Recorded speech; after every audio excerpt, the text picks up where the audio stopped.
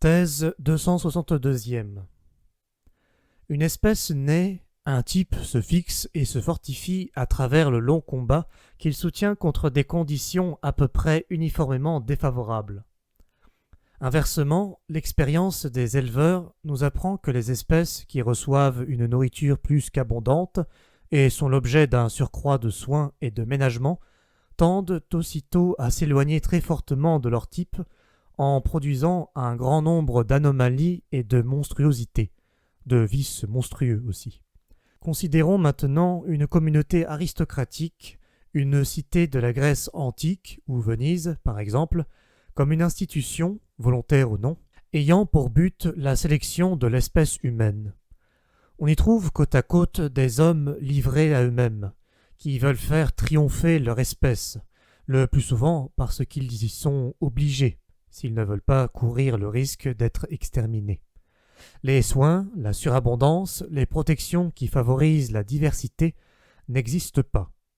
L'espèce a besoin de persister comme espèce, comme quelque chose que sa dureté, son uniformité, la simplicité de sa forme peuvent seuls faire durer et triompher dans la lutte perpétuelle qui l'oppose aux voisins aussi bien qu'à l'opprimé séditieux ou révolté. Une longue expérience lui apprend à quelle qualité elle doit exister encore en dépit des hommes et des dieux, et d'avoir constamment remporté la victoire. Elle nomme vertu ses qualités et ne cultive que ses vertus. Elle le fait avec dureté, elle tient à cette dureté. Toute morale aristocratique est intolérante, qu'il s'agisse de l'éducation de la jeunesse, de la condition des femmes, du mariage, des rapports entre jeunes et vieux, ou des lois pénales, qui ne s'appliquent qu'à ceux qui s'écartent du type. Elle fait une vertu de l'intolérance même, qu'elle baptise du nom de justice. Ainsi se fixe un type doué d'un petit nombre de caractères très accusés, une race d'hommes sévères, belliqueux, taciturnes par prudence, fermés et secrets, quoique très sensibles aux charmes et aux nuances de la vie sociale, qui échappent aux changements qu'entraîne la succession des générations. Comme je viens de le dire, c'est l'incessante lutte contre des conditions toujours pareilles et toujours défavorables qui fait que le type se fortifie et se durcit. Mais que se présente enfin une situation favorable, et la rigoureuse tension se relâche. Peut-être n'est-il plus d'ennemis dans le voisinage, et dispose-t-on de très abondantes ressources pour vivre, voire pour jouir de la vie. Du coup, la contrainte de l'ancienne discipline se trouve rompue. Elle n'est plus sentie comme une nécessité, comme une condition de la vie. Elle ne pourrait se maintenir que sous la forme d'un luxe, d'un goût archaïsant. La vérité, que ce soit dans le sens d'une divergence qui aspire à une vie plus haute, plus fine, plus rare, ou dans celui d'une dégénérescence qui tend au monstrueux, entre subitement en jeu dans toute sa force et son éclat. L'individu ose soudain s'isoler et prendre ses distances.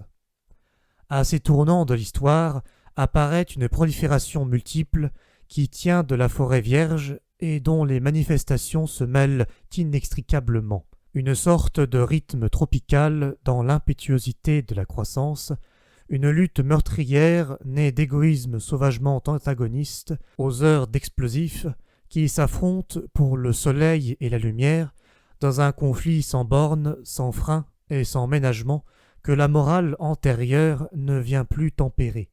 C'est cette morale qui a accumulé cette formidable réserve de force, qui a tendu l'arc d'une façon si redoutable.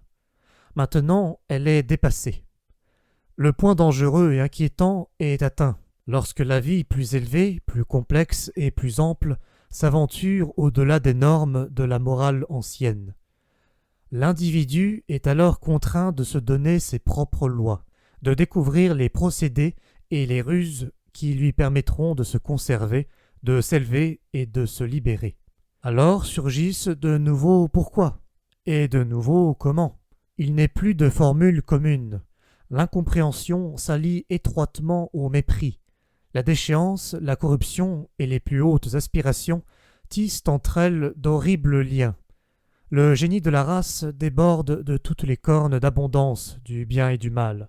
Le printemps s'avoisine avec l'automne dans une coexistence désastreuse, pleine des charmes inconnus, propres à une dépravation encore jeune, qui ne connaît ni la satiété ni la fatigue. Le danger reparaît, ce père de la morale, le danger majeur, cette fois déplacé à l'intérieur de l'individu, du prochain, de l'ami, présent dans la rue, dans notre propre enfant, dans notre propre cœur, dans ce que le désir et la volonté ont de plus personnel et de plus secret.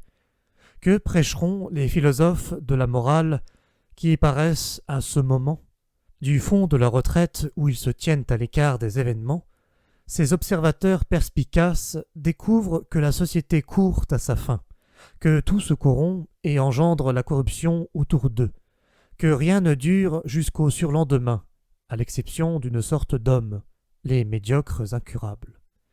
Les médiocres seuls ont une chance de se perpétuer, de se reproduire. Ce sont les hommes de l'avenir, les seuls qui survivront. Soyez comme eux, devenez médiocres. Telle est dès lors l'unique morale qui garde un sens, qui suscite un écho. Mais c'est une morale difficile à prêcher, cette morale de la médiocrité. Jamais elle ne doit avouer ce qu'elle est et ce qu'elle vise. Elle doit parler de mesure, de devoir et d'amour du prochain. Elle aura de la peine à dissimuler son ironie.